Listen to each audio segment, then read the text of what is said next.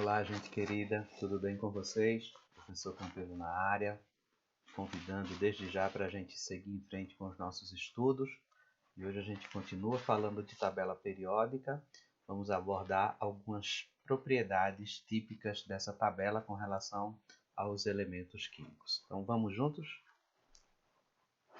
Bom, inicialmente eu quero destacar que essa tabela é muito comum, tanto para os estudantes do ensino médio, como para aqueles que estão iniciando o estudo de química.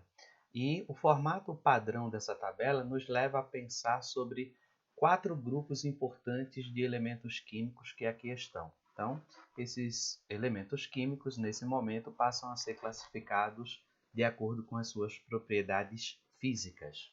E, assim, nós precisamos retirar desse momento a nomenclatura semimetais, pois atualmente nós só consideramos, como eu havia dito, 4 grupos importantes.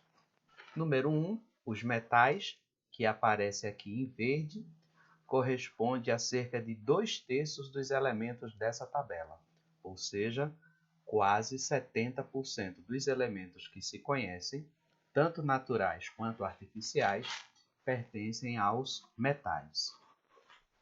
Um segundo grupo importante são os chamados não metais. Nós iremos ver logo mais que são elementos que têm propriedades químicas e físicas totalmente diferentes, opostas das que nós encontramos aqui em relação aos metais.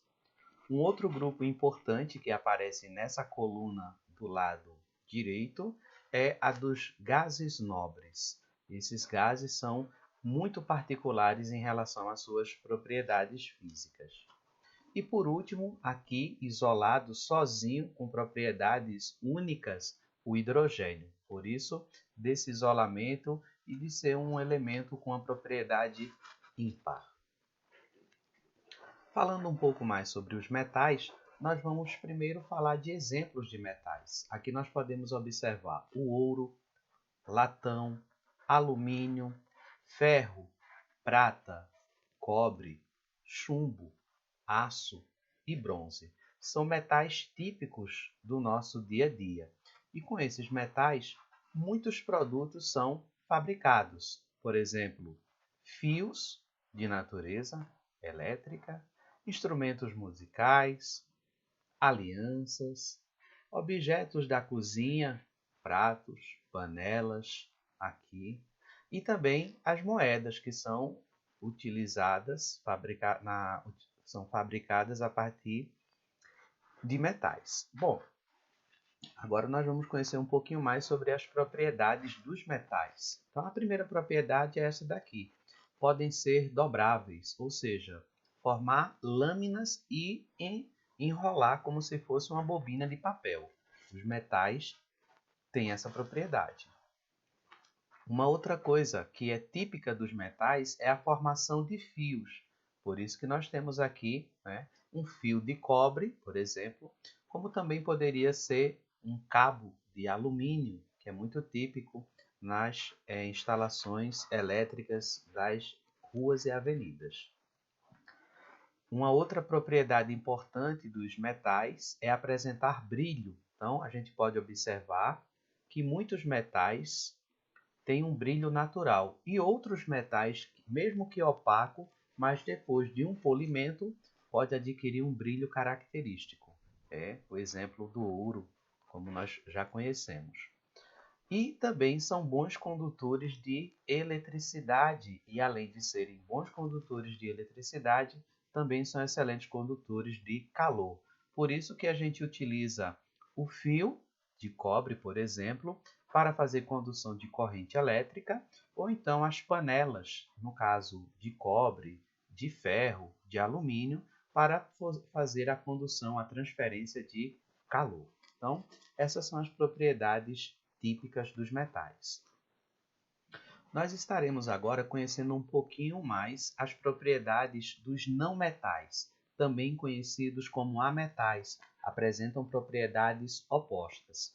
Esses elementos que nós podemos visualizar aqui fazem parte desse grupo de não metais. Nós podemos citar o iodo, podemos citar o cloro, o bromo e o carbono. Esses elementos químicos vão ser importantes para a fabricação de alguns produtos, tipo a água sanitária que usamos no processo de limpeza, de higienização.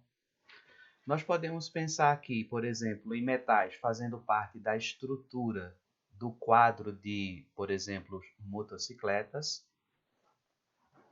E nós podemos pensar aqui no botijão de gás, que muitas vezes começa a vazar e liberar um cheiro muito desagradável e característico, que é por causa do enxofre.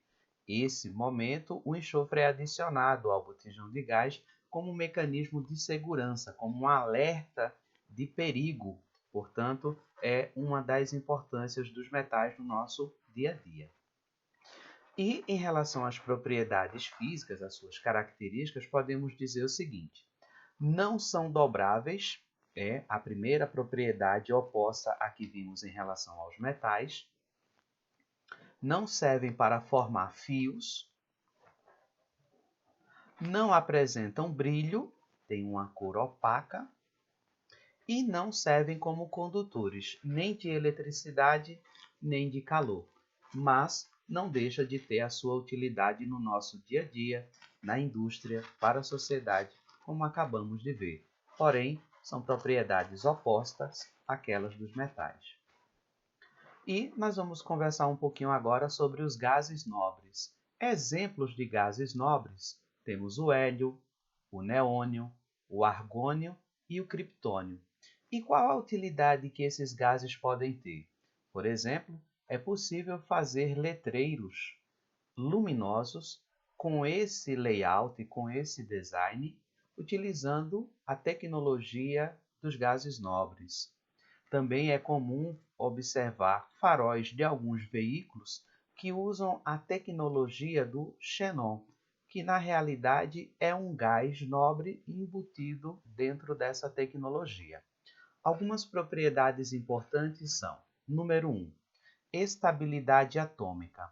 Os gases nobres têm uma grande característica, que é apresentar sua última camada completamente preenchida por elétrons. Nós observamos o hélio, que apresenta uma única camada, mas ela está completa com 2 elétrons. Nós podemos observar o neônio, onde a sua última camada está completa com 8 elétrons. Nós podemos observar o argônio, também com 8 elétrons na sua última camada, e os demais gases nobres apresentam essa característica da estabilidade atômica em função da configuração da última camada de distribuição eletrônica. Aqui está, ó, a última camada da distribuição eletrônica completamente preenchida. Isso significa dizer que nem o hélio, nem o neônio, nem outro gás nobre precisa estabelecer união química com outro elemento. Ele por si só já tem essa estabilidade química. Portanto, terceira propriedade dos gases nobres, dificilmente que eles tenham a possibilidade de reagir com outros elementos. Bom, nós aqui estamos finalizando esse estudo da tabela periódica, mas recomendando que você aí continue seus estudos com mais leitura, aprofundando seus conhecimentos, tá? Aqui eu estou finalizando essa aula, agradecendo a você que teve essa oportunidade e a paciência de nos acompanhar. E já deixo o convite para que a gente possa estar junto na próxima aula, tá bom? Que Deus abençoe e cada um se cuide. Até a próxima.